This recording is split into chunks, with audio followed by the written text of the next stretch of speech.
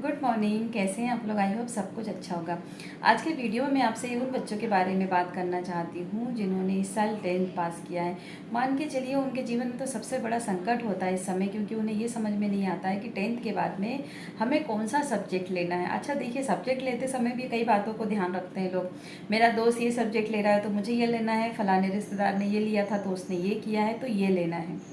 मतलब समझते नहीं है कि हमारी खुद की चॉइस क्या है और हम क्या चाहते हैं। और पेरेंट्स के साथ में भी यही होता है, वो दूसरों को देख के अपने बच्चों को बोलते हैं कि आपको ये सब्जेक्ट से पढ़ाई करना चाहिए, इसके इसमें इसमें स्कोप कम हो है, इसमें ज़्यादा है।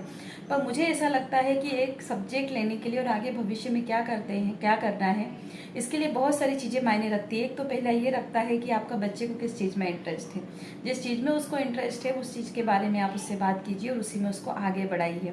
अब अगर आपको ये लगता है कि किसी गलत बात पे इंटरेस्ट है या फिर वो कोई उसकी हॉबी को आगे बढ़ाना चाहता है, तो आपको ये समझाने का फ़र्ज है कि क्या सही है और उसके लिए क्या गलत है, कौन सा उसका जीविका का साधन बन पाएगा और कौन सा सिर्फ मनोरंजन का साधन बन के रह पाएगा। ये चीज़ें तो आपको देखनी पड़ेगी, लेकिन इसके साथ में ये बच्चे का इंटरेस्ट भी देखना पड़ेगा। दूसरी चीज़ ये है कि उपयोगिता क्या है, उपलब्धता क्या है। अगर हम सोच लेते हैं कि हम एक छोटी सी जगह पे रह रहे हैं और हमें बहुत एक ऐसी चीज़ करना चाह रहे हैं जो इसके लिए बहुत सारे एफर्ट लगते हैं, तो क्या हम वो लगा पाएंगे? चाहे वो आर्थिक हो या पारिवारिक हो, अगर हम वो सारी चीज़ें कर पाते हैं तो ही हमें उस रास्ते पे आगे बढ़ना चाहिए। सिर्फ एक सब्जेक्ट लेने के लिए भी बहुत सारी चीज़ें सोचनी पड़ती है। हमें दोस्तों के बारे में भी नहीं सोचना है कि हमारे दोस्त कौन सा सब्जेक्ट ले रहे हैं, वो कहाँ आगे चल के क्या बनने वाले हैं, हमें भी वही बनना नहीं। दोस्ती तो 10th तक ही है, उसके बाद में तो जीवन के बहुत सारे रास्ते खुल जाएंगे। आप बहुत कुछ नया नया करेंगे, नया दोस्त बनेंगे, नए सब्जेक्ट लेंगे और नया विषय लेके आप जीवन में बहुत आगे बढ़ेंगे। तो विषय लेने से पहले बिल्कुल सोच विचार करिए, किसी चीज़ के प्रभाव में आके मत करिए। अपनी सामाजिक, अपनी आर्थिक और अपनी मानसिक स्थिति देखिए, इसी के बाद में डिसाइड करिए कि आपको आगे चल के क्या करना है। इस वीडियो में आप ये मत सोचिएगा कि क्या किसी को बड़े सपने देखने का अधिकार नहीं है। बिल्कुल बड़े सपने देखने का अधिकार है और हम बड़े सपने देखेंगे तभी तो सपने पूरे होंगे। लेकिन उन बड़े सपनों को पूरा करने के लिए कि हमें सही रास्ते पे चलना बहुत ज़्यादा ज़रूरी है।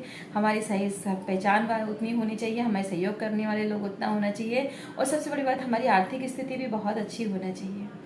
सिर्फ किसी के देखा देखी हमें कोई भी सब्जेक्ट नहीं लेना। ये जो समय होता है 10th के बाद में, ये बच्चे और माता पिता दोनों के लिए टर्निंग पॉइंट होता है। कोई सा भी सब्जेक्ट बहुत अच्छा और बुरा नहीं होता, इसको पढ़ने वाले बनाते हैं कि उसमें वो क्या कर पाएंगे। जिसको कुछ करना है वो कोई सा भी सब्जेक्ट लेके बहुत बढ़िया ऑफिसर बन जाएगा, और जिसे नहीं करना है वो कोई सा भी बहुत अच्छा सब्जेक्ट लेके कुछ नहीं कर पाएगा।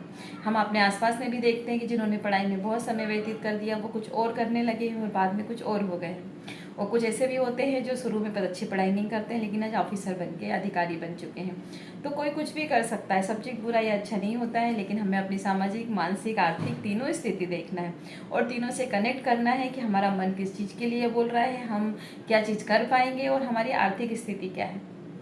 अगर मैं आपको मेरा ये वीडियो अच्छा लगा तो प्लीज़ मेरे चैनल को सब्सक्राइब कीजिए, लाइक कीजिए, शेयर कीजिए। मिलते हैं कल एक नई वीडियो के साथ। Thank you.